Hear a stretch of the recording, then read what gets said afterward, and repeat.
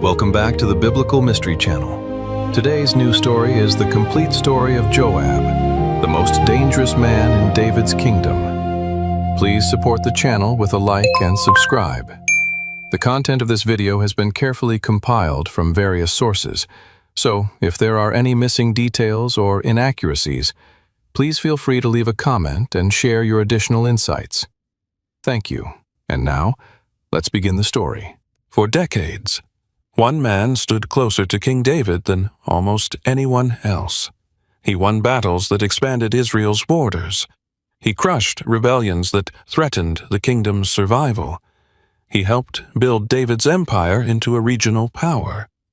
Yet, this same man also murdered rivals, ignored royal commands, and repeatedly took justice into his own hands. David trusted him, feared him, needed him, and in some ways could never truly control him. His name was Joab. Today, we uncover the complete story of the most powerful general in ancient Israel, a man whose loyalty saved a kingdom, but whose actions would leave a trail of blood across its history. Most people remember David. Few remember the men who helped make David's kingdom possible. Yet, long before Jerusalem became Israel's capital, before foreign nations feared Israel's armies, and before David ruled a united kingdom, one of the most influential figures in the entire story was already standing nearby. His name was Joab. Unlike prophets, priests, or kings, Joab never occupied the center of the biblical stage. He left no recorded speeches that shaped theology. No psalms carry his name. No covenant was established through him. Yet, for decades, he remained one of the most powerful men in Israel, a commander whose decisions repeatedly altered the course of national history. The Bible introduces him as the son of Zeruiah, David's sister. That detail immediately places Joab inside the royal family.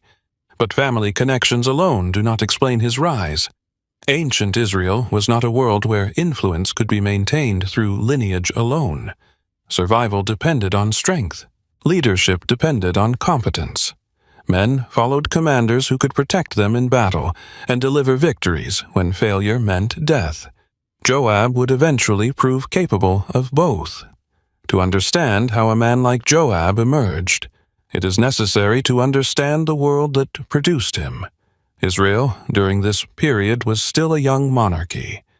Tribal identity remained stronger than any sense of centralized nationhood. The tribes shared ancestry, traditions, and faith. Yet local loyalties often carried greater weight than national interests. The political system modern readers associate with the kingdom barely existed. There was no permanent bureaucracy overseeing every region. No professional standing army patrolled the borders year-round. Authority depended heavily upon personal relationships, military leadership, and the ability to inspire loyalty. It was a hard world shaped by uncertainty. Border disputes were common. Raiding parties threatened villages. Neighboring peoples competed for territory and resources. A generation could spend its entire life knowing little except conflict. Men grew up understanding that leadership was not measured by promises, but by performance. In such an environment, military skill could elevate an individual faster than almost any other path.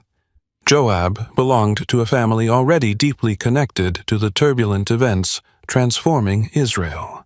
His brothers, Abishai and Asahel, would also become prominent warriors in David's circle. Together, the sons of Zeruiah formed something rare in the biblical narrative, a family whose influence extended across military, political, and royal affairs. Their repeated appearances throughout David's reign suggest years of experience long before they enter the story directly. None of them appear as inexperienced young men suddenly thrust into importance. They arrive already prepared for the violent realities of their age. Meanwhile, David's own future remained uncertain. Although he had been anointed by Samuel, Saul still occupied the throne. What followed was not a straightforward transfer of power, but years of instability. David became both a national hero and a political threat. Some viewed him as Israel's future king. Others considered him a danger to the existing order. As Saul's suspicion intensified, David spent years moving between refuge, exile, and military leadership. During this period, he attracted followers from different backgrounds, including warriors, adventurers, relatives, and men dissatisfied with Saul's rule. These were not comfortable years spent building a royal court. They were years spent surviving. Trust became one of the most valuable resources available. Loyalty could determine whether a leader lived or died. Within that environment, Joab's relationship to David mattered, not because it guaranteed power, but because it placed him near the center of events at a time when Israel's future remained undecided. Yet even at this early stage, there are hints that Joab represented something larger than simple family loyalty. Throughout the biblical narrative, David often appears as a figure attempting to unite tribes, build institutions, and create stability. Joab, by contrast, frequently reflects an older world, one where decisive action mattered more than diplomacy, and where loyalty to family could outweigh broader political considerations. The tension between those two approaches would shape much of their relationship for decades. It would help explain some of Joab's greatest successes and some of his most controversial decisions. At this point, however, none of that was visible. No one could yet know that Joab would command armies, influence kings, eliminate rivals, or become one of the most feared men in the kingdom. He was simply one member of a rising family attached to a rising leader during one of the most unstable periods in Israel's history. Yet history often changes because of individuals who begin on the edges of the story rather than at its center. As Saul's reign approached its end, and the struggle for Israel's future intensified, Joab's opportunity was approaching. The kingdom David hoped to build would need soldiers, commanders, and men willing to take risks others avoided. Few would embrace that role more completely than Joab. The death of Saul did not instantly create a united kingdom. Although David eventually became king over all Israel, the nation he inherited remained fragile. Years of conflict had left divisions between north and south. Tribal loyalties still shaped political behavior, and the monarchy itself was relatively new. David understood that if Israel was going to survive as more than a loose alliance of tribes, it needed something it had never truly possessed before: a permanent political center. Hebron had served as his base during his years as king of Judah, but it could not fulfill that larger role. It was closely associated with one tribe and one region. A united kingdom required a capital that belonged to everyone and no one at the same time. That search led David toward a city that had resisted Israelite control for centuries. Jerusalem occupied a strategic position between northern and southern territories. More importantly, it remained in the hands of the Jebusites. Unlike many surrounding settlements, Jerusalem had never become fully integrated into the tribal structure of Israel. This unusual status made it politically valuable. If David could capture it, the city could become a neutral center for the entire kingdom rather than a symbol of tribal favoritism. Yet, recognizing Jerusalem's value and taking Jerusalem were two very different challenges. The city sat on elevated terrain surrounded by natural defenses. Deep valleys protected much of its perimeter, and generations of inhabitants had grown confident in their ability to resist attack. The biblical narrative preserves traces of that confidence. The Jebusites reportedly mocked David's forces, believing the city could not be taken. Whether their confidence reflected genuine military superiority or simple overconfidence remains difficult to determine. But the message was clear: Jerusalem would not surrender without a fight. It was during this moment that Joab moved from the background of David's story into a position of national significance. Up to this point, he had appeared primarily as part of David's extended family and military circle. Now, he had an opportunity to distinguish himself in a way few others could. According to 1 Chronicles, David declared that the man who led the successful assault on Jerusalem would become chief commander of the army. The challenge carried enormous rewards. Capturing the city would not simply win a battle, it would help define the future of the kingdom itself. Joab accepted the challenge. The biblical sources do not provide a detailed military report describing every stage of the operation. As a result, historians continue debating exactly how Jerusalem fell. One long-standing interpretation focuses on references to a water system that may have provided access into the city. Archaeological discoveries in Jerusalem have fueled discussion about possible routes attackers could have exploited. Other scholars caution against overly specific reconstructions, arguing that the text itself leaves many details unresolved. What remains undisputed is the outcome. The city was captured. The stronghold fell. David secured the location that would become the heart of his kingdom, and Joab emerged from the campaign as commander of Israel's army. This achievement reveals something important about Joab that would remain consistent throughout his life. He excelled when opportunity and risk appeared together. Many individuals are capable of recognizing opportunities. Fewer are willing to act decisively when success is uncertain and failure could be catastrophic. Joab repeatedly demonstrated that willingness. Whether confronting enemies on the battlefield or navigating dangerous political situations, he often moved toward challenges rather than away from them. The conquest of Jerusalem provides the earliest major example of this tendency, yet the significance of the event extends far beyond Joab's personal advancement. Jerusalem quickly became one of the most important cities in biblical history. David established his royal administration there. Future military campaigns would be directed from its walls. The Ark of the Covenant would eventually be brought into the city. Under Solomon, the temple would be constructed there. Over time, Jerusalem became the political, religious, and symbolic center of Israel. The city's importance in Jewish, Christian, and later Islamic history would be difficult to overstate. When viewed from that perspective, the conquest of Jerusalem represents far more than a successful military operation. It marks the beginning of a new chapter in the history of the kingdom itself. The appointment of Joab as commander also deserves closer attention. Modern readers sometimes assume his rise occurred primarily because he was David's nephew.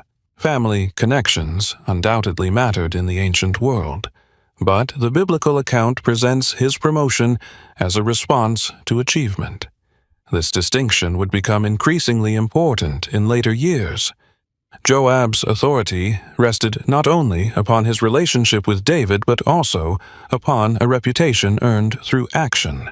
Soldiers tend to follow leaders who have proven themselves under pressure. The conquest of Jerusalem provided exactly that kind of credential. As the kingdom expanded, Joab's influence expanded with it. Commanding Israel's army involved far more than leading charges into battle. Military leaders managed logistics, coordinated tribal contingents, planned campaigns, secured supply routes, and maintained discipline among fighting forces drawn from different regions. The role required organizational ability as well as courage. Over the coming years, Joab would demonstrate both. He would help transform a collection of tribal warriors into an instrument capable of projecting power across the region. Looking back, it is tempting to focus on the dramatic image of a fortified city falling before David's forces. Yet the deeper historical importance lies in what the conquest made possible. Jerusalem provided David with a capital. The capital provided stability. Stability created opportunities for expansion, administration, and national identity. At the center of that turning point stood Joab. For the first time, his name moved beyond the circle of David's relatives and loyal followers. He had become a national figure. More importantly, He had become a man whose future was now tied directly to the future of the kingdom.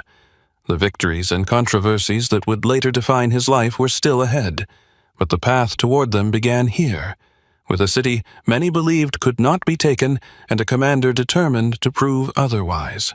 Capturing Jerusalem elevated Joab into the highest military position in the kingdom, but his most consequential enemy was not a foreign king or an invading army. It was another commander. To understand why the conflict between Joab and Abner became so important, it is necessary to step back to a period before David's rule over all Israel had been fully secured. Saul was dead. Yet the question of who would control the nation remained unresolved. David ruled in Hebron over Judah, while much of the northern territory continued to support Saul's surviving son, Ish-bosheth. Standing behind Ish-bosheth was the most powerful military figure in the former regime, Abner, in many ways. Abner and Joab occupied similar positions on opposite sides of a divided nation. Both were experienced commanders. Both possessed influence beyond the battlefield. Both stood close to the centers of political power, and both understood that military success could determine the future of the kingdom. Yet, there was one important difference. Abner represented the old order. Joab represented the rising one. The struggle between David and the house of Saul was never simply a contest between two men claiming authority. It reflected a deeper transition taking place within Israel itself. One political era was ending, while another was struggling to emerge. The confrontation that transformed this rivalry into a personal vendetta occurred near the Pool of Gibeon. The biblical account presents the scene almost like the beginning of a duel between armies. Joab and Abner arrived with their respective forces and faced one another across the water. At first, neither side launched an immediate attack. Instead, Abner proposed a contest involving selected warriors from each camp. 12 men from David's side and 12 from Ish-bosheth's side stepped forward. The encounter quickly descended into violence. Each combatant seized his opponent, and the entire group fell together. What may have begun as a controlled demonstration of strength erupted into a larger battle. The fighting intensified across the surrounding area, and by the end of the day, David's forces had gained the advantage. Abner's army broke and retreated. Had the story ended there, Joab and Abner might simply have become opposing commanders, remembered for one significant battle. Instead, the most important event occurred after the outcome had already been decided. During the retreat, Asahel, Joab's younger brother, began pursuing Abner.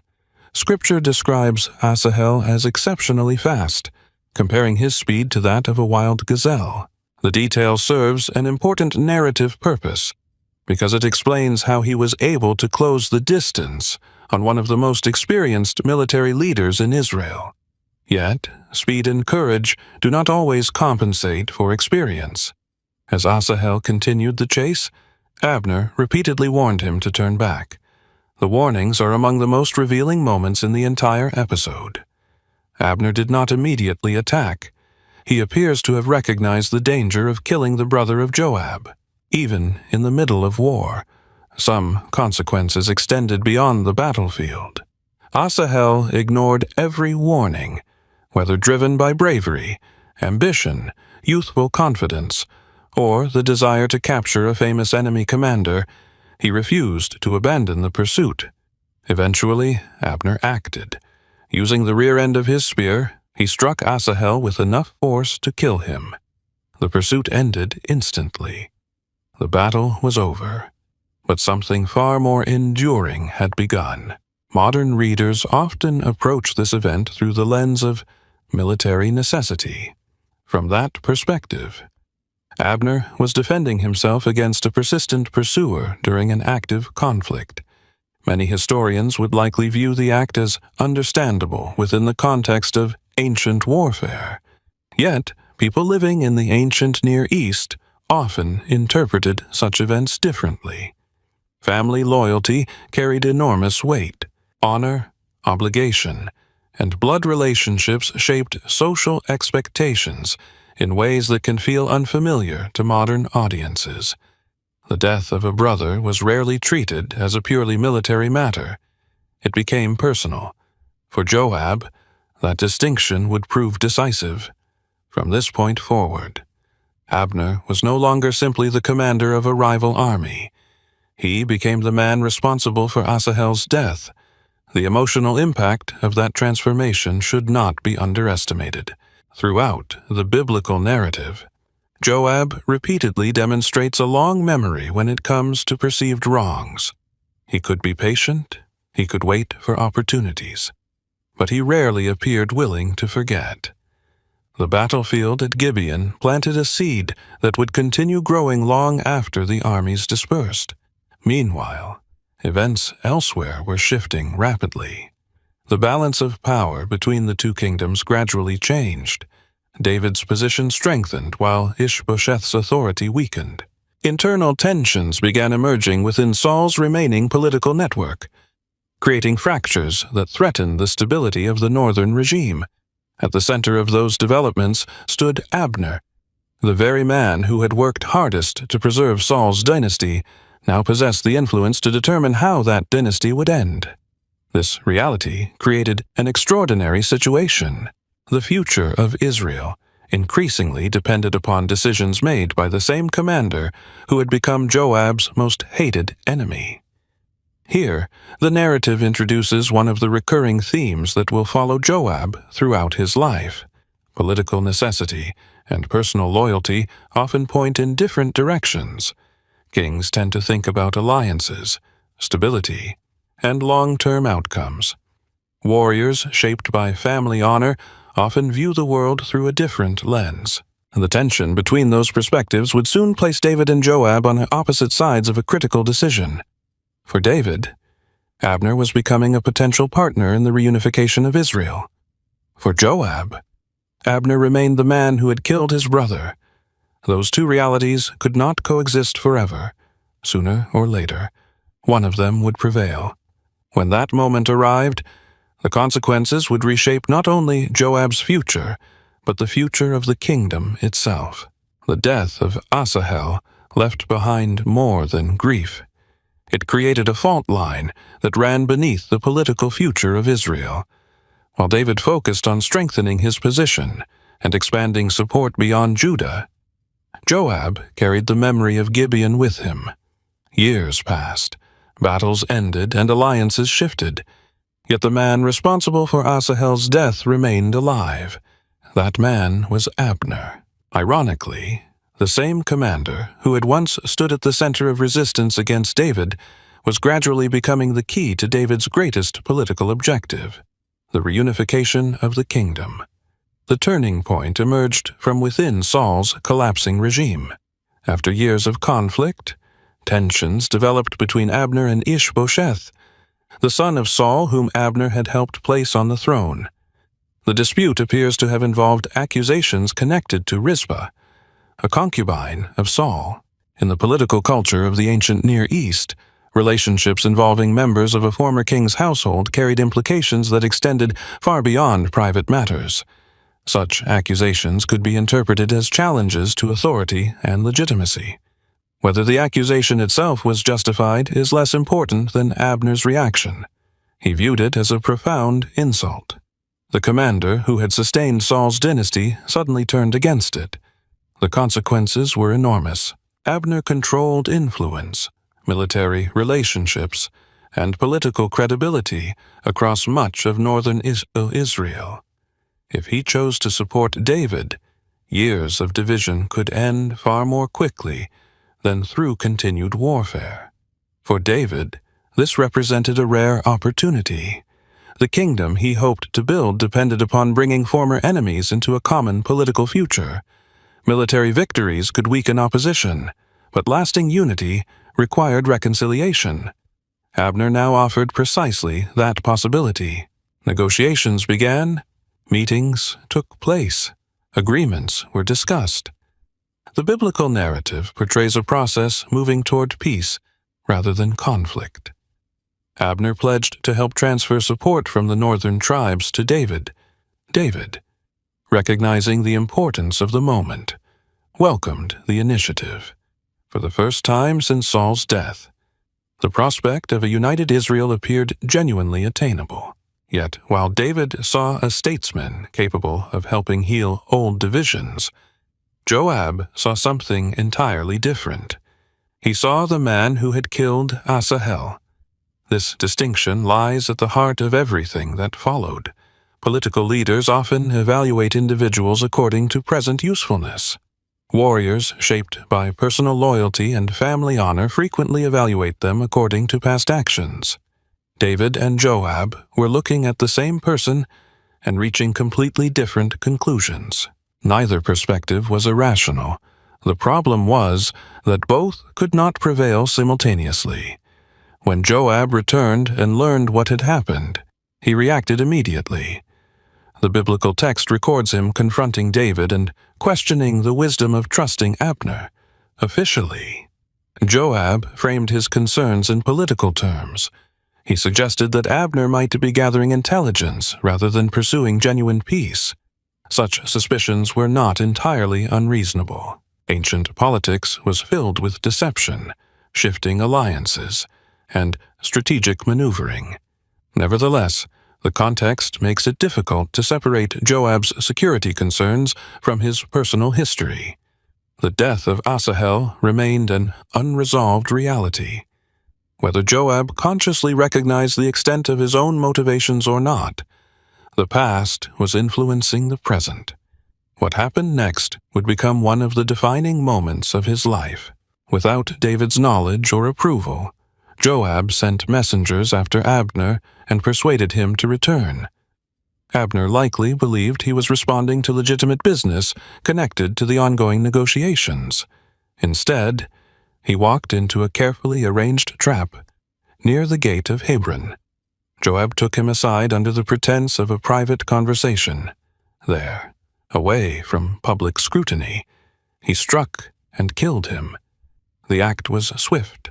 The man who had the power to help reunify Israel died, not on a battlefield, but during what should have been a moment of political reconciliation. The consequences reached far beyond personal revenge. David immediately recognized the danger. If people believed he had invited Abner into negotiations only to have him murdered, trust in his leadership could collapse. The northern tribes might conclude that reconciliation was impossible. The fragile progress toward national unity could unravel overnight.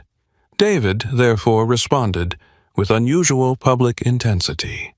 He condemned the killing, distanced himself from responsibility, participated in Abner's funeral, and openly mourned his death. His lament was not merely political theater.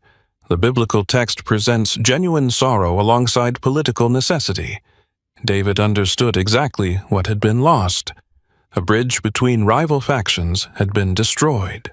Yet, the most revealing aspect of the story is not Abner's death itself. It is what happened afterward. Joab faced no immediate punishment. For modern readers, this can seem almost incomprehensible. The commander had murdered a man engaged in peace negotiations and directly undermined the king's strategy. Why was he not removed? Why was he not executed? Why did David allow him to remain in power? The answer exposes an important reality about the kingdom David ruled. Although he was king, his authority did not operate within a modern, centralized state. Power was distributed through relationships, military loyalties, tribal structures, and personal influence. Joab commanded the army. He was a veteran of David's rise to power. He possessed the respect of soldiers whose support remained vital to the stability of the kingdom. David could condemn him publicly, but removing him carried risks that were neither simple nor predictable. In one of the most revealing statements of his reign, David acknowledged that the sons of Zeruiah were too strong for him. The phrase does not suggest helplessness. Rather, it reflects political reality. David ruled, but he ruled within constraints. Joab occupied a position where military authority, family connections, and accumulated prestige combined to create extraordinary influence. That influence now stood exposed before the entire kingdom. The murder of Abner therefore accomplished two things at once. On a personal level, it satisfied a vendetta that had begun years earlier at Gibeon. On a political level, it revealed the limits of royal power during the formative years of Israel's monarchy. David remained king, yet one of the most important decisions affecting the future of the kingdom had been made without his consent. The irony is difficult to miss. Joab believed he was eliminating a threat. Instead, he transformed himself into a different kind of threat, one that David would spend the rest of his reign trying to manage. The partnership that had helped build a kingdom would continue, but trust between the two men would never fully recover. And for the first time, the nation could see what David already understood. The commander who protected the throne had become powerful enough to challenge the king's vision of how the kingdom should be governed. After the death of Abner, Joab stood alone at the top of Israel's military hierarchy. No rival commander possessed comparable influence. No other figure combined battlefield experience, personal loyalty networks, and direct access to the king in quite the same way. Yet, his position was not secured simply because a competitor had been removed. In the ancient world, power had to be maintained through performance. Victories created authority. Defeats destroyed it. If Joab intended to remain at the center of David's kingdom, he would need to prove repeatedly that he was more valuable alive than replaced. The years that followed provided exactly that opportunity. David's reign entered a new phase. The struggle for survival that had defined earlier years gradually gave way to expansion. Instead of merely defending territory, Israel began projecting power beyond its borders. This transformation is one of the most significant developments in the history of the United Monarchy. David inherited a kingdom surrounded by rivals. By the middle of his reign, that kingdom had become the dominant power in much of the region. Achieving such a transformation required more than royal ambition. It required military organization on a scale Israel had rarely experienced before. Modern readers sometimes imagine David commanding a permanent national army resembling later empires. The reality was more complex. Israel's military system still retained strong tribal characteristics. During major campaigns, fighting forces were often drawn from different regions and clans, bringing together men whose primary loyalties did not always extend beyond their local communities. Maintaining cohesion under such conditions demanded skilled leadership. Commanders had to coordinate logistics, organize troop movements, manage supplies, and maintain discipline across diverse groups. In many respects, Joab was not simply leading armies. He was helping build the military structure that made David's expansion possible. One of the kingdom's most persistent challenges came from the Philistines. For generations, they had represented a major threat to Israelite security. Saul's reign had been shaped by conflict with them, and his death on Mount Gilboa occurred during one of those struggles. Although David achieved several important victories against the Philistines, those successes were part of a broader effort that depended heavily upon commanders capable of sustaining military pressure over time. The biblical narrative often focuses on David as king, but victories on that scale required experienced officers directing operations across multiple fronts. Joab increasingly became the man responsible for turning royal strategy into military reality. As Israel's position strengthened, attention shifted toward neighboring powers beyond the Philistine territories. Campaigns against Moab, Edom, and various Aramean kingdoms expanded the kingdom's reach and influence. These conflicts were not isolated battles. They formed part of a larger process through which Israel evolved from a regional state struggling for survival into a kingdom capable of shaping events across the surrounding landscape. Joab's fingerprints appear throughout this period. While Scripture does not provide detailed accounts of every operation he directed, his role as commander places him at the center of the military machine driving these developments. His importance becomes especially visible during the war with the Ammonites. The conflict began after the death of Nahash, king of Ammon. David attempted to maintain peaceful relations by sending representatives to express sympathy to Nahash's son and successor, Hanun. Instead of accepting the gesture, Hanun publicly humiliated the delegation. In the ancient Near East, such treatment was more than an insult. It carried political implications that made armed conflict increasingly likely. Anticipating war, the Ammonites strengthened their position by hiring Aramean forces. What might have been a localized dispute suddenly threatened to become a larger regional confrontation. Joab now faced one of the most demanding military situations of his career. According to the biblical account, enemy forces positioned themselves in a way that threatened Israel from multiple directions. Rather than allowing his army to become trapped, Joab divided his troops and coordinated operations with his brother Abishai. The decision reveals a commander comfortable with complexity. He understood that flexibility often mattered more than numerical superiority. Before the battle began, he delivered a brief statement that offers a rare glimpse into his mindset. He urged courage, emphasized responsibility toward their people, and entrusted the final outcome to God. The speech contains none of the grand rhetoric often associated with legendary military leaders. Instead, it reflects practical determination. Do what must be done. Fight faithfully. Accept that the outcome ultimately rests beyond human control. The strategy worked. Israel prevailed, and the conflict continued shifting in David's favor. The war eventually focused on Rabbah, the Ammonite capital. Unlike open battles that produce immediate results, sieges tested armies differently. They demanded patience, planning, and endurance. Commanders had to maintain supply lines, sustain morale, and apply pressure over long periods without allowing discipline to collapse. These campaigns often revealed as much about administration as battlefield skill. Joab oversaw much of this effort and gradually pushed the city toward defeat. Yet, one of the most revealing moments occurred near the end of the campaign. After securing a decisive advantage, Joab sent word to David, urging the king to come and formally complete the victory. On the surface, the decision appears surprising. Why invite another man to receive recognition for a campaign you largely won yourself? The answer highlights something often overlooked about Joab. He was ambitious, but he was not reckless.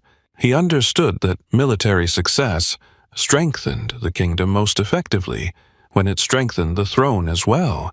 Allowing David to receive public credit reinforced royal legitimacy and reduced any perception that the army existed independently of the king.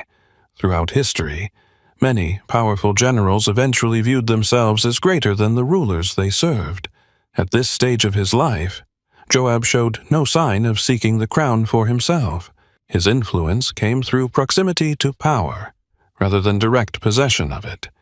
By now, the transformation of Israel was unmistakable. The kingdom controlled more territory, enjoyed greater security, and commanded increased respect among neighboring nations. David received much of the public recognition, as kings typically do, but military success depended upon the effectiveness of those operating beneath the throne. Among them, none mattered more than Joab. He had become more than a battlefield commander. He was now a central pillar of the kingdom's military system, a man whose experience, reputation, and authority extended into nearly every major campaign of the era. Yet, success often creates its own dangers. Every victory expanded Joab's prestige. Every campaign increased his influence. Every year made him more deeply woven into the structure of David's reign. The commander, who had once earned his position through a daring assault on Jerusalem, was becoming something far more significant. He was evolving into a figure so embedded within the kingdom's foundations that separating his future from David's future would soon become nearly impossible. By the middle of David's reign, the kingdom appeared stronger than ever. Foreign enemies had been pushed back. Jerusalem had become the political center of Israel. Military victories continued, expanding the nation's influence across the region. For men like Joab, these were the years when decades of effort seemed to be paying off. The kingdom they had fought to build was no longer struggling for survival. It was thriving. Yet, some of the greatest threats to a kingdom do not come from outside its borders. They emerge from within. The crisis that unfolded next did not begin with an invading army, a political rival, or a military defeat. It began with a decision made inside the royal palace. While Joab continued overseeing operations against the Ammonites, David remained in Jerusalem. The biblical narrative draws attention to this detail for a reason. The king was absent from the battlefield, while the army remained engaged in an active campaign. During this period, David saw Bathsheba, the wife of Uriah the Hittite, one of his own soldiers. What followed became one of the most well-known episodes in the Old Testament. David entered into an adulterous relationship with Bathsheba, and she became pregnant. The pregnancy immediately created a problem that could not remain hidden indefinitely. David's first response was not confession, but concealment. He summoned Uriah back from the front lines, hoping the soldier would return home and spend time with his wife. If that happened, the child could be assumed to be Uriah's. On paper, the plan seemed simple. In reality, it collided with the character of the man David had chosen. Uriah refused to enjoy the comforts of home, while fellow soldiers remained exposed to danger in the field. He slept among the king's servants and declined opportunities that many others would have accepted without hesitation. His explanation revealed a deep sense of loyalty. The Ark, Israel, Judah, Joab, and the army were still engaged in military service. Under such circumstances, he believed personal comfort was inappropriate. The irony is striking. Uriah's integrity became the obstacle preventing David from hiding his own failure. After multiple attempts to change the outcome, David abandoned deception and turned toward something far darker. He prepared a message and sent it back to the battlefield through Uriah himself. Few scenes in Scripture carry such tragic irony. The man unknowingly transported instructions that would contribute directly to his own death.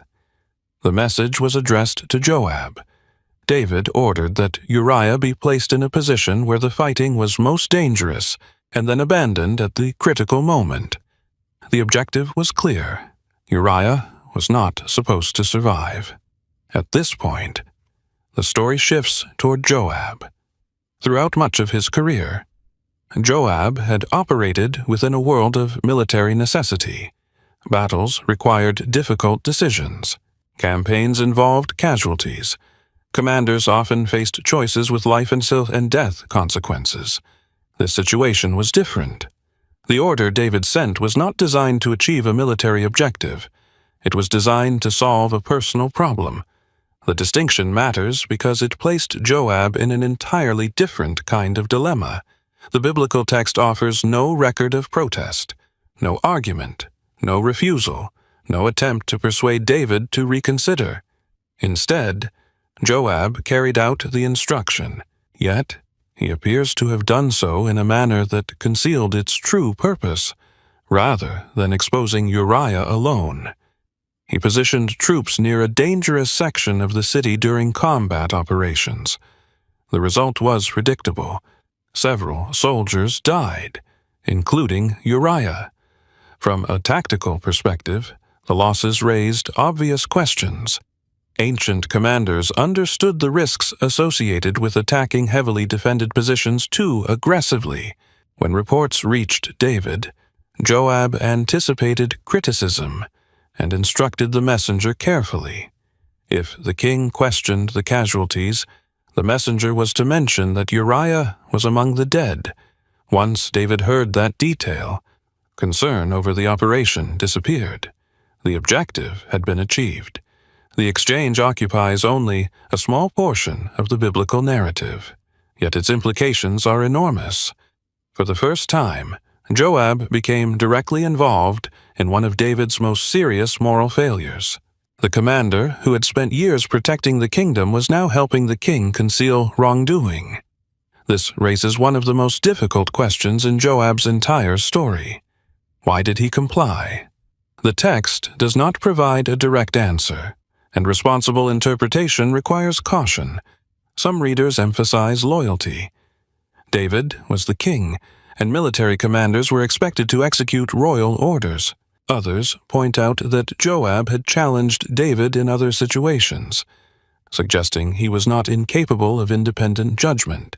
Whatever explanation one prefers. The narrative itself focuses less on Joab's motives and more on the consequences of collective participation in a destructive decision. David conceived the plan, but the plan required cooperation to succeed. The episode also reveals an uncomfortable reality about power.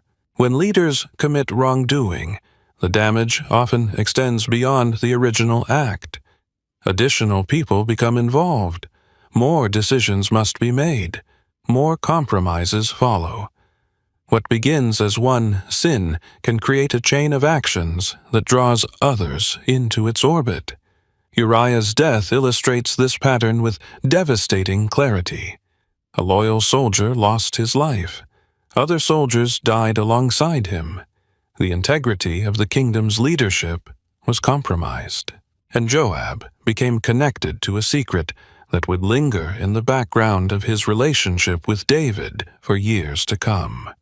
The prophet Nathan would eventually confront the king and announce divine judgment. The biblical narrative places primary responsibility where it belongs, on David. Yet Joab's presence in the story remains significant because it reveals another dimension of his character. Earlier chapters highlighted his ambition, military effectiveness, and willingness to pursue personal vendettas. Here, a different trait emerges. Joab demonstrates a readiness to carry out the will of a superior, even when the order itself is morally compromised. That kind of loyalty can be admirable under the right circumstances. Under the wrong circumstances, it becomes dangerous. The tragedy of Uriah exposes that danger with unusual clarity. It also marks a subtle turning point in the relationship between David and Joab. The two men had already shared victories, wars, and political struggles. Now they shared something else, knowledge of an event neither could fully escape. The kingdom continued expanding. The army continued fighting, and public life moved forward. Yet, beneath the surface, unresolved consequences were beginning to accumulate. The effects would not appear immediately, but the stability David and Joab had worked so hard to create was about to face challenges no army could defeat. The kingdom David and Joab had spent years building now faced a danger that could not be solved through military strength. No foreign army stood at the border. No rival king threatened Jerusalem. The crisis emerged from inside David's own household, where personal failures, unresolved grievances, and broken relationships had been accumulating beneath the surface for years. The story that follows is often remembered as the beginning of Absalom's rise, but it is equally a story about decisions made in the hope of restoring peace, and how those decisions sometimes produce consequences no one anticipates. The chain of events began with a tragedy involving David's children, Amnon, David's eldest son and the likely heir to the throne, sexually assaulted his half-sister Tamar. The biblical narrative treats the event with remarkable seriousness, emphasizing not only the crime itself, but the devastation it inflicted upon Tamar and those closest to her. Among them was her full brother, Absalom. Unlike many episodes in the political history of Israel, this was not a conflict over territory, succession, or military power. It was a family catastrophe. Yet, because it involved the royal household, its consequences would eventually extend far beyond private life. After learning what had happened, David became angry. The text makes that clear. What it does not record is any significant punishment imposed upon Amnon. The silence is striking. Whether David hesitated because of political concerns, paternal affection, personal weakness, or some combination of factors remains uncertain. What is clear is that Absalom interpreted the situation differently. From his perspective, justice had failed. For 2 years he waited. Outwardly, he maintained the appearance of normal relations. Inwardly, he prepared for revenge. Eventually, he arranged a feast and instructed his servants to kill Amnon. The plan succeeded. The heir to the throne was dead. Absalom had avenged Tamar, but he had also committed murder. He immediately fled to Geshur, where he remained in exile for several years.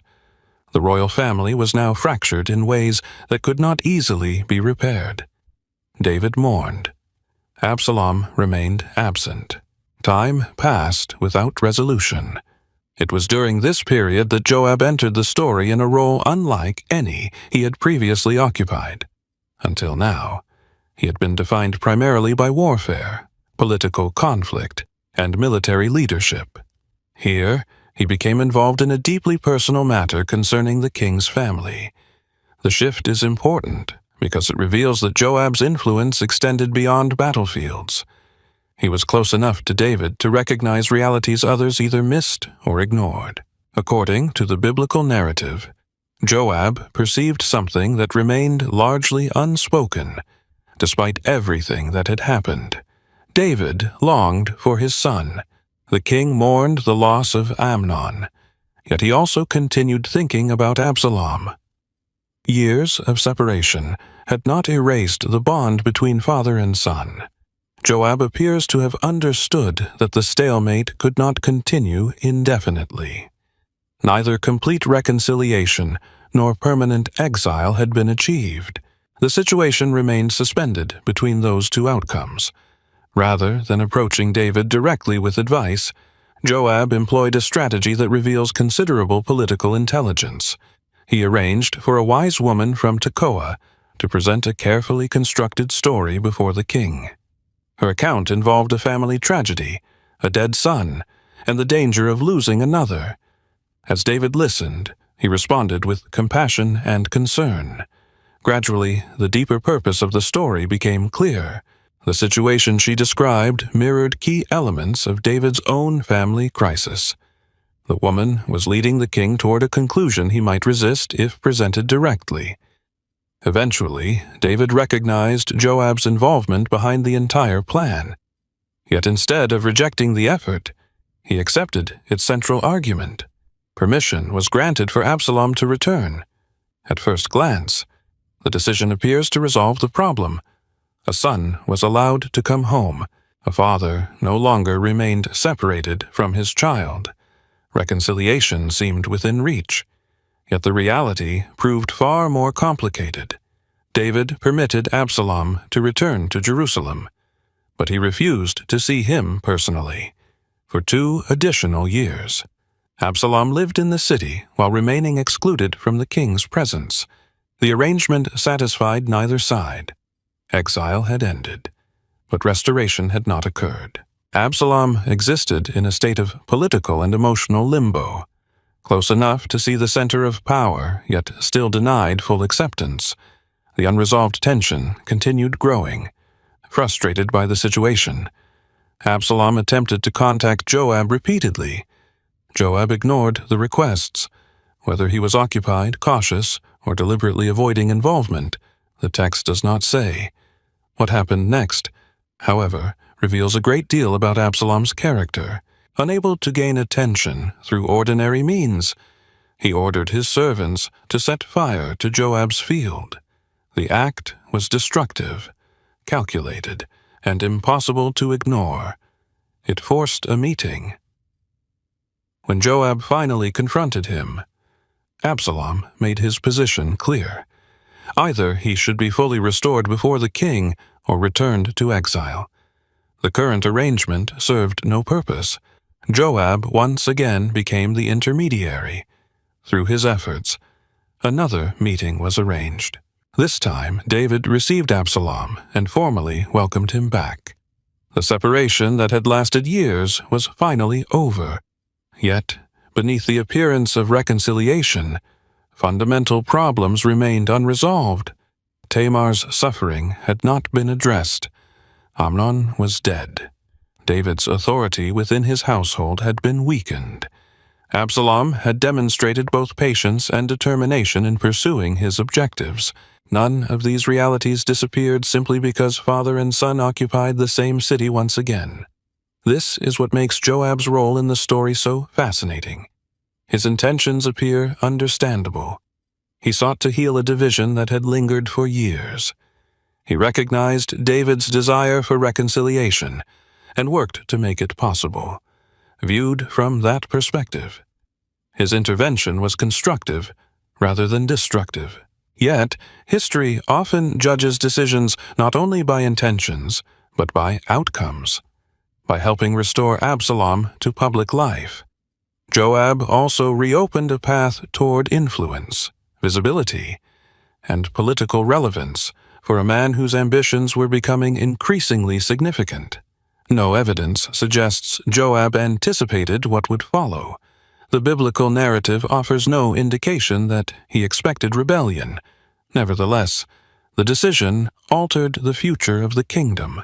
The prince who returned from exile would soon begin attracting supporters, building influence, and positioning himself as an alternative to David. In trying to repair a family fracture, Joab had unknowingly helped set the stage for the greatest internal crisis of David's reign. The kingdom that survived foreign enemies and external threats was now moving toward a conflict far more dangerous. This time the challenge would come from within the royal house itself, and the man at the center of it would be the very son Joab had helped bring home. Absalom returned to Jerusalem as a restored prince, but restoration did not bring contentment. In the years that followed, he gradually transformed himself into something far more significant than a reconciled son. He became a political rival. Unlike earlier threats to David's rule, Absalom did not begin with armies or open rebellion. He began with public perception. The biblical narrative presents a man who understood how influence could be built long before a single sword was drawn. Absalom possessed qualities that naturally attracted attention. Scripture emphasizes his physical appearance, describing him as exceptionally handsome from head to toe. In the ancient world, outward appearance often carried political value. Strength, beauty, and charisma frequently shaped how leaders were perceived. Yet, appearance alone could never explain what happened next. Absalom combined personal charm with patience and strategic calculation. Rather than openly challenging David, he positioned himself where ordinary people came seeking justice from the king, day after day. He listened to their concerns and subtly suggested that their problems would receive better attention under different leadership. The approach was remarkably effective. He did not attack David directly. He simply presented himself as an appealing alternative. Over time, the strategy produced exactly the result he desired. The biblical text summarizes the process with a powerful phrase: Absalom stole the hearts of the men of Israel. The wording is significant because it highlights the nature of his success. He was not forcing loyalty through fear. He was cultivating it through persuasion. By the time many people realized what was happening, the political foundation of a rebellion had already been laid. Eventually, Absalom requested permission to travel to Hebron under the pretense of fulfilling a vow. The location was carefully chosen.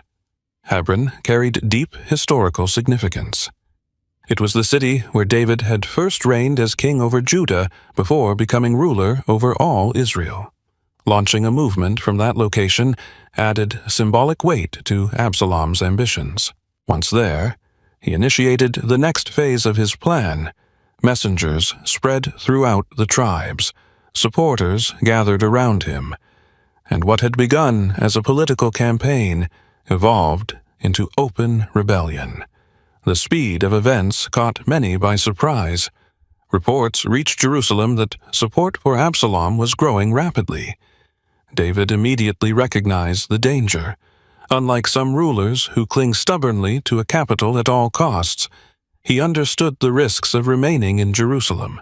If Absalom entered the city with overwhelming support, the conflict could become even more destructive. Rather than forcing a battle within the capital, David chose withdrawal. The decision was painful but practical. The king who had spent years building Jerusalem into the center of his kingdom now left it behind.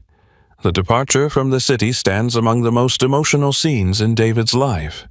Surrounded by loyal followers, he crossed the Kidron Valley and moved eastward into uncertainty. The contrast with earlier years is striking. David had once fled from Saul as a young man with an uncertain future.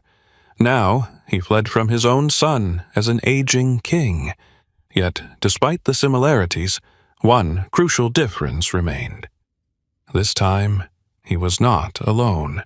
Many loyal supporters remained committed to him, including the military leadership that had helped establish the kingdom in the first place. Among them stood Joab. Throughout David's rise, military expansion, political crises, and personal failures, Joab had remained a constant presence. Now he faced perhaps the most complicated challenge of his career. Civil wars differ fundamentally from wars against foreign enemies. The soldiers on both sides often share language, traditions, families, and history. Victory may preserve a government, but it often leaves deep scars within the nation itself. Joab understood the reality of warfare as well as anyone in Israel. Yet, this conflict presented complications even he had never encountered before. The leader of the rebellion was not a foreign king. It was David's son. Meanwhile, Absalom entered Jerusalem and established control over the capital. For a time, momentum appeared firmly on his side. Influential figures joined his cause. Some of David's former supporters shifted their allegiance. The rebellion no longer looked like a temporary disturbance. It looked like a genuine threat to the survival of David's reign. Yet, political popularity and military effectiveness are not always the same thing. Building support is one challenge. Converting support into sustainable leadership during a national crisis is another. While Absalom consolidated power in Jerusalem, David and his followers regrouped beyond the city. Time became a critical factor. Every day allowed loyalist forces to reorganize, establish communication, and prepare for the conflict that now seemed unavoidable. Throughout this period, Joab's experience became invaluable. He had spent decades directing military operations across a wide range of circumstances. He understood logistics, command structures, battlefield coordination, and the realities of prolonged conflict. Those skills now became essential to David's survival. The rebellion had begun through political maneuvering, but its outcome would ultimately depend upon military leadership. As preparations continued, the contrast between father and son became increasingly clear. Absalom excelled at attracting followers. David's camp possessed commanders capable of sustaining a war effort.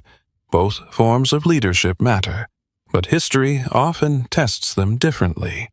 When moments of crisis arrive, popularity alone rarely determines outcomes. Organization, discipline, and experience frequently prove just as important. The kingdom was now moving toward a decisive confrontation. The question was no longer whether conflict could be avoided. That possibility had already disappeared. The question was how far the conflict would go and what price Israel would pay before it ended. Eventually, David divided his forces under trusted commanders and prepared them for battle. Among those leaders, none carried greater responsibility than Joab. Years earlier, he had helped David secure a kingdom. Now he would be asked to help save it from collapse. As the army assembled and final preparations were made, David issued instructions that revealed the painful complexity of the coming battle. The king was preparing to fight a rebellion. The father was still thinking about his son. Those competing realities would soon collide in a way neither David nor Joab could avoid. The decisive battle unfolded in the forest of Ephraim. Unlike the organized campaigns Joab had directed against foreign enemies, this confrontation carried a different emotional weight. The men fighting on both sides belonged to the same nation. Many likely shared common traditions, language, and history. What had begun as a family conflict inside David's household had expanded into a civil war capable of reshaping the future of Israel. Yet, before the battle began, David gave an instruction that would define everything that followed. In the presence of the troops and their commanders, he ordered that Absalom be treated gently for his sake. The request was not hidden behind political language. Everyone understood its meaning. David wanted the rebellion defeated, but he did not want his son killed. The command immediately created a tension between two competing priorities. One was personal, the other was political. David spoke as a father. Joab would soon be forced to decide as a commander. The battle itself ended largely in favor of David's forces. The biblical narrative emphasizes the unusual terrain, noting that the forest claimed more lives than direct combat. Confusion, difficult movement, and scattered engagements contributed to the collapse of Absalom's army. What had once appeared to be an unstoppable political movement now began to disintegrate under military pressure. As the rebellion unraveled, its leader attempted to escape. Then, one of the most famous scenes in the books of Samuel occurred. According to the biblical account, Absalom rode beneath the branches of a large tree and became suspended while the animal continued forward without him.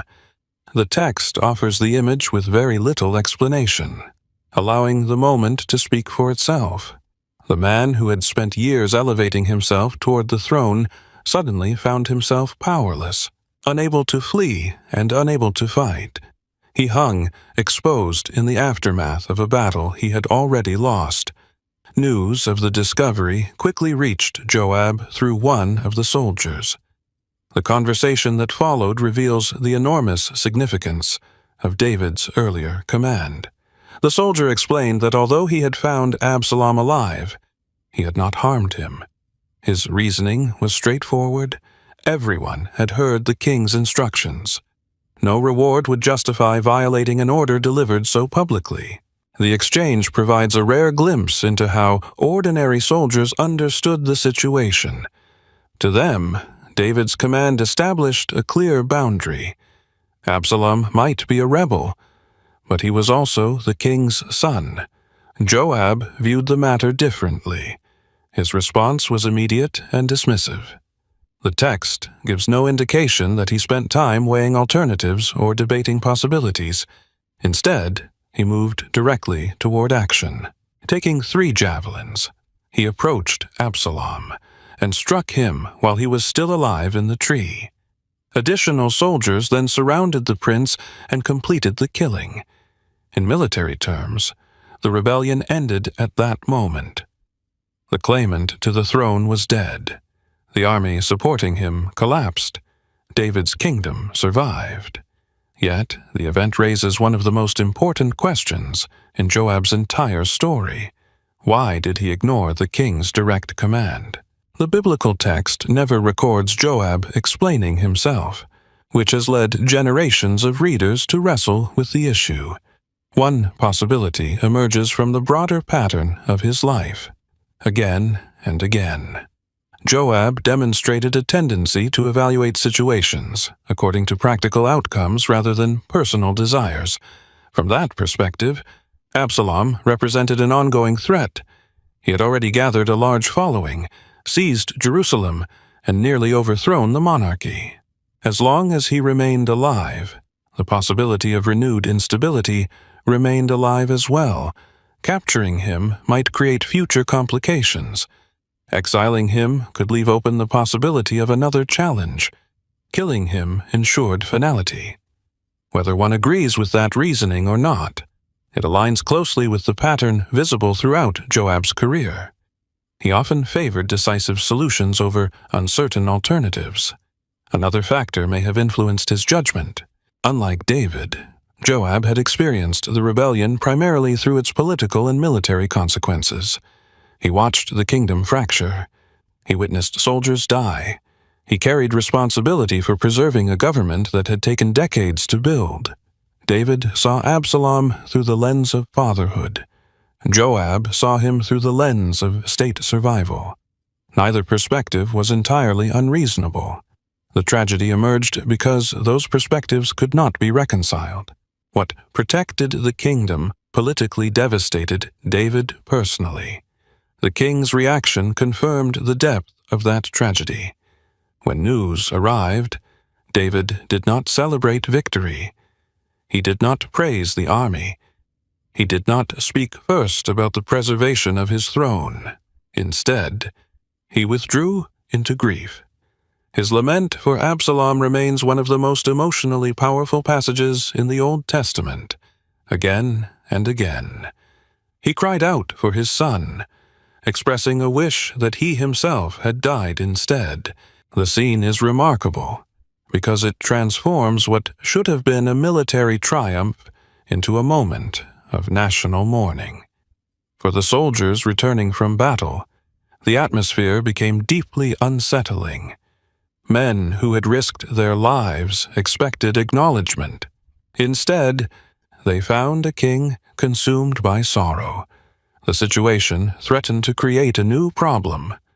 A victorious army was beginning to feel ashamed of the very success that had saved the kingdom. At this point, Joab intervened for a second time. Unlike the killing of Absalom, this action involved no weapons. It involved words. Yet, it may have been just as consequential. Joab confronted David directly and warned him that his behavior was undermining the loyalty of those who had protected him. The message was harsh, perhaps harsher than anyone else in the kingdom would have dared deliver. Yet it addressed a genuine reality. David's grief was understandable. His responsibilities as king remained unavoidable. If he failed to recognize the sacrifices made by his supporters, the political consequences could be severe. The confrontation forced David to return to public leadership. He emerged, met the people, and resumed his duties. Once again, Joab had helped stabilize the kingdom. This dual outcome explains why the death of Absalom remains one of the most difficult episodes in Joab's life to evaluate. The same decision that preserved David's throne violated David's wishes. The same commander who ended the rebellion also deepened the king's personal suffering. The same man who created the crisis through disobedience helped contain its aftermath through blunt political realism. Scripture never resolves those tensions neatly. Instead, it leaves readers with a portrait of a commander who consistently chose what he believed would protect the kingdom, even when doing so brought him into direct conflict with the king he served. The consequences of that pattern were becoming impossible to ignore, and they would soon raise an even larger question. If Joab repeatedly acted against David's desires, Why did David continue allowing him to remain in power at all? By the end of Absalom's rebellion, a remarkable pattern had emerged. Joab had spent years doing things that should have ended his career. He had killed Abner during a period of political reconciliation. He had carried out the operation that led to Uriah's death. He had ignored David's direct command regarding Absalom. He had publicly confronted the king after the battle and forced him back into political leadership. Yet, despite all of this, Joab remained one of the most powerful men in Israel. The situation raises an unavoidable question. Why did David continue tolerating him? Why did a king, capable of defeating foreign nations and suppressing rebellions, appear unable to remove his own commander? The answer reveals something important, not only about Joab, but about the nature of power during the early monarchy. Modern audiences often imagine ancient kings as rulers with absolute authority. In reality, power was usually more complicated. Even strong monarchs depended upon networks of support. Armies had to remain loyal. Tribal leaders had to cooperate. Influential families had to remain invested in the stability of the regime. A king could issue commands, but implementing those commands often required the participation of powerful individuals operating beneath the throne. David understood this reality better than most because he had spent years building his kingdom from the ground up. Unlike rulers who inherited stable institutions, David rose through conflict, alliances, and personal loyalty. Many of the men who helped him survive those early years remained central to his government long after he became king. Joab was one of them. This distinction matters because Joab's authority was never based solely on an official title. He was not simply a commander appointed by royal decree. He belonged to the generation that had helped create David's rule in the first place. Soldiers had followed him through campaigns, victories, and crises. Relationships forged under such conditions tend to be exceptionally durable. Replacing a man like Joab involved more than changing personnel. It meant disrupting a network of trust built over decades. Military success reinforced that position. Throughout David's reign, Joab repeatedly delivered results. He helped secure Jerusalem. He contributed to the expansion of the kingdom. He defeated enemies on multiple fronts. He played a central role in suppressing rebellions that threatened the monarchy itself. This created a dilemma that has appeared throughout history. Leaders often find themselves dependent upon individuals they do not fully trust because those individuals possess capabilities that are difficult to replace. Competence generates influence. Repeated success generates even more. By this stage of his career, Joab had accumulated both. Every major campaign increased his prestige. Every victory strengthened his standing within the military establishment. The result was a commander whose authority extended far beyond the formal boundaries of his office. Family connections further complicated the situation.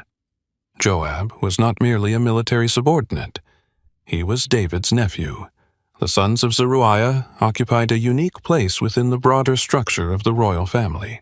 Throughout the ancient Near East, kinship carried political implications that modern readers often underestimate.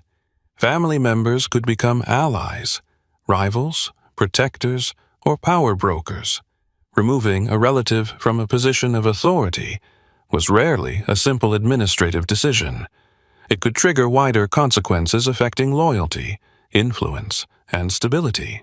Family ties alone do not explain Joab's survival, but they formed part of a much larger web of relationships that David had to navigate carefully. Another factor, often overlooked, involves the state of military institutions during this period. Israel did not possess a professional officer corps capable of easily replacing senior leadership. Experienced commanders were rare. Trustworthy commanders were even rarer. Joab had spent years developing practical knowledge of warfare, logistics, tribal coordination, and battlefield leadership. Finding another individual capable of assuming those responsibilities immediately would have been extremely difficult. The challenge was not simply identifying a replacement. The challenge was identifying someone who could command the same respect among soldiers while preserving the effectiveness of the army. Historical parallels help illuminate the problem. Across the ancient Near East, rulers frequently relied upon strong military figures whose influence occasionally rivaled that of political leaders. Kings needed successful generals to defend borders, suppress revolts, and maintain order. Yet, those same generals sometimes became difficult to manage because their authority rested on achievements that could not easily be duplicated. Joab fits within that broader historical pattern. He was not unique because he possessed power. He was unique because he managed to retain that power through decades of political upheaval without openly attempting to seize the throne himself. This may be one of the most revealing aspects of his character. Despite his ambition, there is no indication that Joab ever sought kingship. He influenced power rather than replacing it. He shaped outcomes without trying to become the ruler. That distinction helps explain why David continued working with him, despite growing frustration. Joab often challenged the king's wishes, but he never directly challenged the king's legitimacy. The most revealing evidence comes from David's own words. After Abner's death, he openly admitted that the sons of Zeruiah were too strong for him. The statement has sometimes been misunderstood as an expression of weakness. In reality, it reflects political realism. David was acknowledging the limits that exist within every system of power. Even kings operate within constraints. Authority does not eliminate dependence. Leadership does not eliminate compromise. Joab occupied a position where military influence, family ties, historical loyalty, and personal reputation combined to create a level of leverage few others possessed. This helps explain one of the central tensions running throughout the story. David and Joab often wanted the same broad outcome. Both wanted the kingdom preserved. Both wanted Israel protected. Both wanted David's reign to survive. Yet they frequently disagreed about methods. David tended to balance political, personal, and moral considerations. Joab usually approached problems through a more pragmatic lens. When those perspectives aligned, they formed an extraordinarily effective partnership. When they diverged, conflict emerged. By now, those conflicts had accumulated over many years. The deaths of Abner, Uriah, and Absalom all revealed fault lines in their relationship.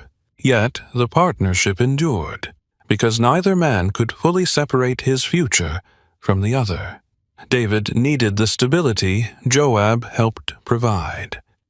Joab derived much of his authority from serving David's kingdom. The relationship was increasingly strained, but it remained intact. That reality would not last forever. The rebellion of Absalom had exposed both the strengths and weaknesses of the system they built together. Soon, another crisis would emerge, one that would place Joab's position under direct threat for the first time in many years. And unlike previous challenges, this one would come not from a foreign enemy or rebellious prince, but from David himself. The victory over Absalom preserved David's throne, but it did not instantly restore unity to the kingdom. Civil wars rarely end when the fighting stops. They leave behind suspicion, competing loyalties, and unresolved grievances that can linger for years. David understood that military success alone would not heal the divisions created by the rebellion. If Israel was going to move forward, those who had supported Absalom needed a path back into the national community. It was within this fragile political environment that David made one of the most surprising decisions of his reign. A decision that directly threatened Joab's position, and altered the final phase of their long relationship. Instead of confirming Joab as commander after the rebellion, David appointed Amasa to lead the army. The choice was extraordinary, because Amasa had served as the commander of Absalom's forces during the civil war. He stood on the opposite side of the battlefield. Yet, from David's perspective, the appointment carried a clear political message. Reconciliation would not be achieved by treating former opponents as permanent enemies, by elevating Amasa. David signaled that the kingdom was prepared to move beyond the rebellion and reintegrate those who had once opposed him. It was a strategic effort to reduce tensions and rebuild trust across a fractured nation. The decision also reflected a broader pattern visible throughout David's reign. Again and again, he showed a willingness to pursue reconciliation where others preferred retaliation. He sought peace with Abner. He wanted mercy for Absalom. Now he extended trust to a former enemy commander. Whether these choices were always politically wise remains open to debate, but they reveal a consistent aspect of David's leadership. He often looked beyond immediate conflict toward the possibility of long-term unity. Joab, however, had spent much of his life approaching problems differently. For him, threats were often dealt with through decisive action rather than gradual reconciliation. The contrast between these approaches had already produced tension in earlier chapters of the story. Now it would surface again. The biblical text does not record Joab publicly protesting Amasa's appointment. Yet, the implications were impossible to ignore. For decades, he had led Israel's armies. He had helped secure David's kingdom, directed major campaigns, and suppressed rebellions. Suddenly, another man occupied the role that had defined much of his public life. More importantly, that man had recently fought against the throne Joab spent years defending. Before the situation could fully settle, a new crisis emerged. A Benjaminite named Sheba launched another revolt against David. Although his movement never approached the scale of Absalom's rebellion, it arrived at a dangerous moment. The kingdom was still recovering from civil war. Political loyalties remained uncertain. Under such conditions, even a relatively small uprising could trigger wider instability. David responded by ordering Amasa to assemble troops and prepare a rapid military response. The command appeared straightforward. Yet, Amasa failed to return within the time frame David established. The biblical narrative offers no detailed explanation for the delay. Perhaps he struggled to mobilize forces in a divided kingdom. Perhaps his authority was not yet fully accepted. Perhaps logistical challenges slowed the effort. Whatever the reason, the delay created a serious problem. Every day Sheba remained active increased the risk of broader unrest. Faced with growing urgency, David turned elsewhere. He instructed Abishai to pursue the rebel before the situation deteriorated further. Soon, Joab re-entered the operation. The transition is telling because it reveals how much practical influence he still retained despite losing his official position. Titles can change quickly. Real authority often changes more slowly. Soldiers who had followed Joab for years remained accustomed to his leadership. His experience remained unmatched. His presence continued to shape events even when he no longer occupied the highest military office. The pursuit eventually brought the royal forces to Gibeon, where Amasa appeared. What followed ranks among the most shocking episodes in Joab's life. As the two men approached one another, the encounter initially appeared cordial. Joab greeted Amasa and moved close as though preparing for a friendly exchange. Then, with sudden violence, he struck him and killed him. The act was swift, deliberate, and unmistakably personal.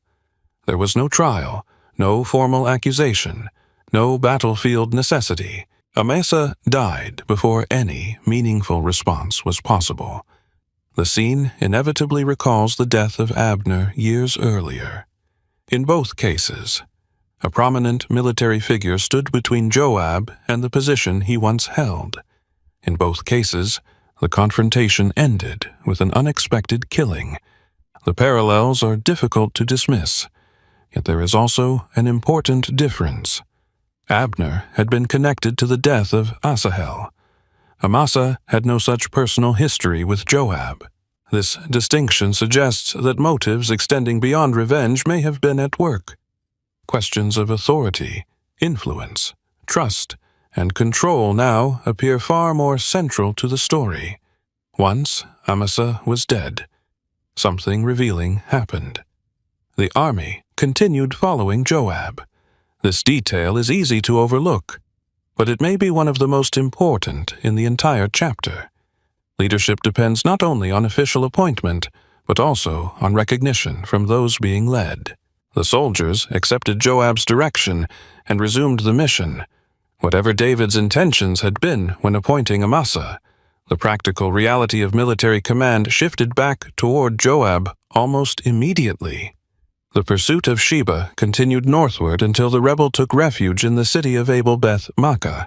At this point, the narrative takes an unexpected turn. Rather than launching an immediate assault, Joab encountered a wise woman from the city who opened negotiations. She questioned why an entire community should suffer because of one man.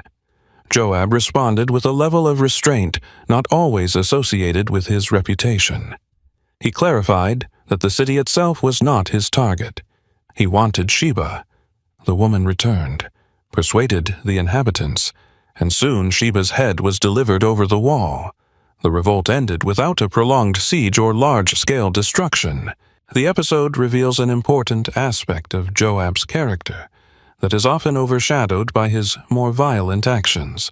He was not reckless. He did not pursue bloodshed for its own sake. When a practical solution achieved the objective, he was capable of accepting it. This complexity helps explain why simple descriptions of Joab frequently fail. He could be ruthless in one moment and pragmatic in the next. He could eliminate rivals while simultaneously preventing unnecessary suffering. Yet, despite the successful conclusion of the revolt, the death of Amasa could not be erased. By this stage of the narrative, a clear pattern had emerged. Abner was dead. Absalom was dead. Amasa was dead. In each case, Joab acted when he believed circumstances demanded intervention. In each case, his actions produced immediate results. And in each case, those results came at a significant moral or political cost. The kingdom continued functioning because of Joab's effectiveness. At the same time, every crisis seemed to leave behind another unresolved question about the limits of his authority. Those questions would become increasingly important as David entered the final years of his reign. For the first time in decades, the future of the kingdom would no longer depend primarily on war. It would depend on succession. And in that struggle, Joab would make the most consequential decision of his life. For most of his life, Joab operated in a world shaped by war. Battles created opportunities. Military success generated influence. Threats could often be identified, confronted, and defeated. Yet, as David entered old age, the nature of power inside the kingdom began to change. The great territorial campaigns were largely over. Foreign enemies no longer dominated the national conversation. A different question now stood at the center of Israel's future. Who would rule after David? Throughout history, succession crises have often proven more dangerous than external wars. Kingdoms can survive foreign invasions and still collapse when leadership passes from one generation to the next. The final phase of Joab's life unfolded against precisely that backdrop.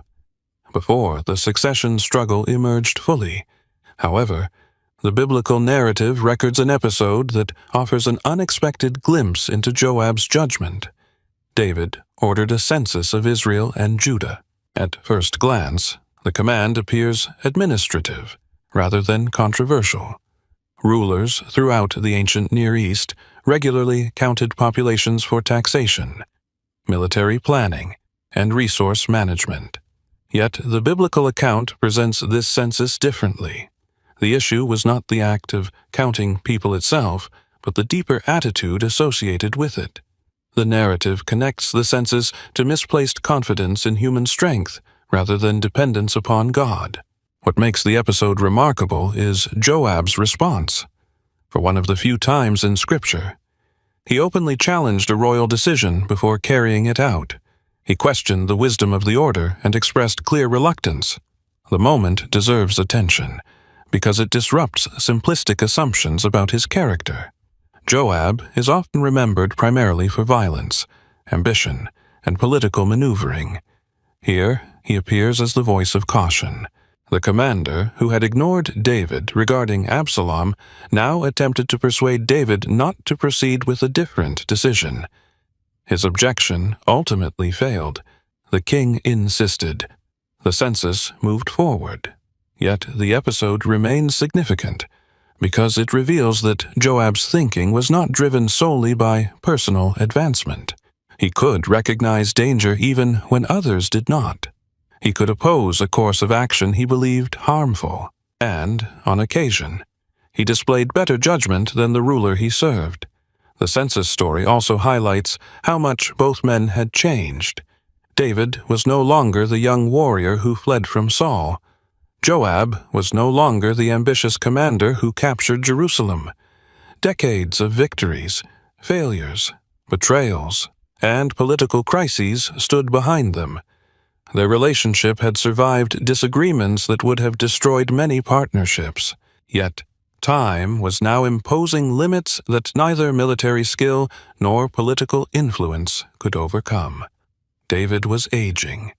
The future belonged to another generation. That reality became impossible to ignore as questions surrounding succession moved from private discussion to public importance.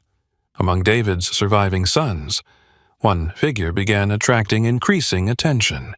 His name was Adonijah. The biblical narrative introduces him in ways that intentionally echo earlier figures from the royal family. Like Absalom before him, he possessed impressive appearance and natural charisma. Like Absalom, he also began gathering supporters before receiving formal authorization to rule. Chariots, horsemen, and influential allies gradually assembled around him. The pattern was familiar enough that careful observers could recognize the danger. Yet, unlike Absalom's rebellion, this movement emerged while David was still alive, but physically weakened. The uncertainty surrounding the future created an opening that ambitious men were eager to exploit. It is here that Joab made the most consequential political choice of his career. He aligned himself with Adonijah. The decision has puzzled readers for centuries because the biblical text never provides a direct explanation. As a result, any attempt to identify his exact motives moves beyond what Scripture explicitly states. Nevertheless, several possibilities help illuminate the situation. Adonijah may have appeared to be the most natural heir. In many ancient monarchies, older surviving sons often possessed strong succession claims. He may also have seemed politically viable, attracting support from individuals who believed the transition was already moving in his favor. After decades spent navigating political realities, Joab may simply have concluded that Adonijah represented the most likely future of the kingdom. Whatever reasoning guided him, the choice carried enormous risk. For much of his life, Joab excelled at reading changing circumstances. He survived transitions that destroyed others. He adapted repeatedly while preserving his influence. Yet succession struggles differ from military campaigns. A battlefield defeat can sometimes be reversed. A failed succession gamble often cannot. Meanwhile, another coalition was forming around Solomon, Unlike Adonijah, Solomon possessed support from key figures within David's inner circle. Nathan, the prophet, and Bathsheba played central roles in bringing the issue before the aging king. Their intervention forced a public resolution to a question that could no longer remain uncertain. David responded decisively. Solomon was declared the legitimate successor and publicly installed before the nation. The effect was immediate. Momentum shifted. Supporters recalculated their positions. What had appeared to be a likely path toward Adonijah suddenly collapsed. In a remarkably short period of time, the political landscape transformed. For Joab, the implications were profound. The commander, who had spent decades shaping events, now found himself attached to the losing side of the most important political contest in the kingdom. The significance of this moment extends beyond simple political miscalculation. Throughout his life, Joab usually acted from a position of strength. He confronted enemies directly. He influenced outcomes. He often imposed his will upon events rather than reacting to them. The succession crisis placed him in unfamiliar territory. For perhaps the first time, forces larger than his own influence were determining the future. Age, dynastic politics, prophetic authority, and royal succession combined to create circumstances he could not control. Looking back across the entirety of Joab's career, this chapter stands apart from everything that came before it. The deaths of Abner, Absalom, and Amasa all emerged from situations where Joab took decisive action. The rise of Solomon unfolded differently. Here, Joab was not directing events. He was choosing between competing futures. He made his choice. History moved in another direction. The consequences would soon arrive. The new king had not forgotten the past. Neither had the kingdom. And as Solomon consolidated power, the accumulated weight of Joab's decisions over several decades was about to return with a force no battlefield could match. For decades, Joab had survived every crisis that threatened the kingdom, and every crisis that threatened himself. He outlasted political rivals, military disasters, civil wars, and shifting alliances. Men rose and fell around him. Kings depended on him. Armies followed him. Enemies feared him. Time after time, he emerged from situations that would have destroyed almost anyone else. That extraordinary record of survival makes the ending of his story all the more remarkable. In the end, Joab was not defeated by a foreign army. He was not overthrown in battle. He was brought down by the accumulated consequences of choices stretching back across an entire lifetime. Solomon's accession marked the beginning of a new era. The generation that had fought beside David during the kingdom's formative years was gradually passing from the scene. A younger ruler now occupied the throne. And, unlike David, Solomon did not share decades of personal history with the men who had helped build the monarchy. He inherited not only a kingdom, but also a collection of unresolved political tensions, unfinished grievances, and lingering questions about authority. Establishing control required more than simply wearing the crown. It required demonstrating that the new reign would not be governed by the power structures of the previous one. Within that context, Joab represented a unique challenge. Few men possessed a longer record of influence. Few carried a greater reputation. Even after supporting Adonijah, he remained one of the most recognizable figures in the kingdom. Yet the danger he posed to Solomon did not originate solely from the recent succession struggle. His history reached much further back. The deaths of Abner and Amasa still lingered in the background of Israel's political memory. Decades had passed, but those events had never been fully addressed. David had publicly condemned both killings while leaving Joab in place. The tension remained unresolved throughout his reign. As David approached death, however, the issue returned to the forefront. According to the biblical narrative, he gave Solomon instructions concerning several matters that remained unfinished. Among them was Joab. David specifically recalled the deaths of Abner and Amasa, describing them as acts that had shed innocent blood during times of peace. The significance of this moment is easy to underestimate. These were not recent incidents. They belonged to earlier chapters of the kingdom's history. Yet, David's final instructions reveal that the passage of time had not erased their importance.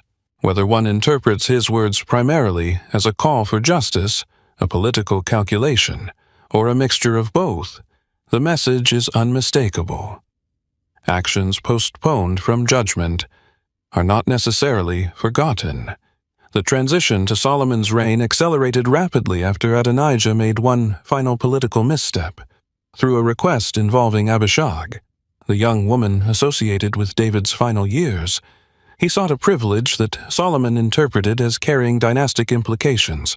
In the ancient Near East, access to a former king's household could possess symbolic significance, extending far beyond personal relationships. Solomon viewed the request as a renewed challenge to his authority. His response was decisive. Adonijah was executed.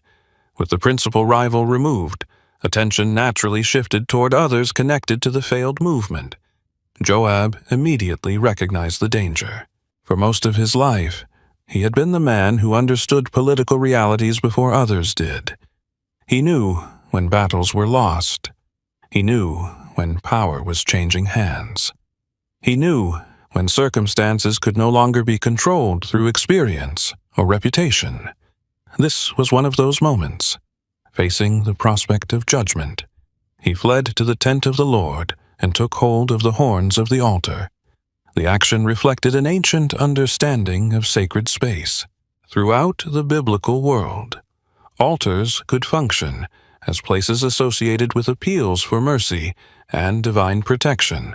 Seeking refuge there was not unprecedented.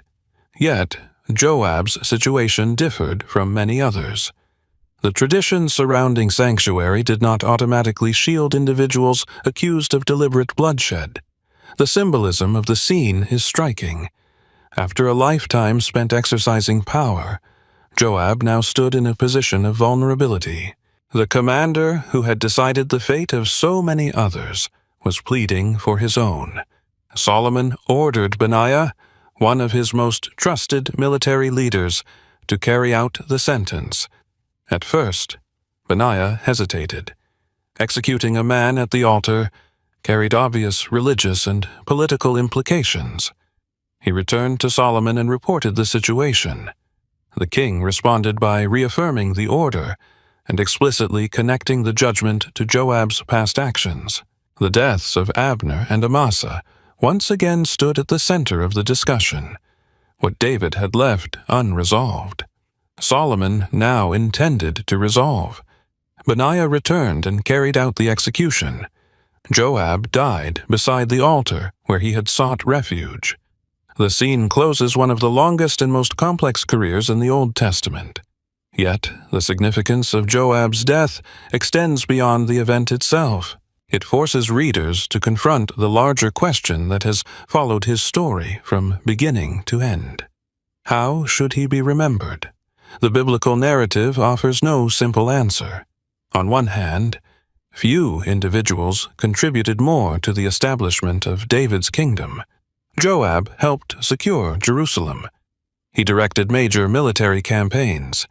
He protected the monarchy during periods of extraordinary danger.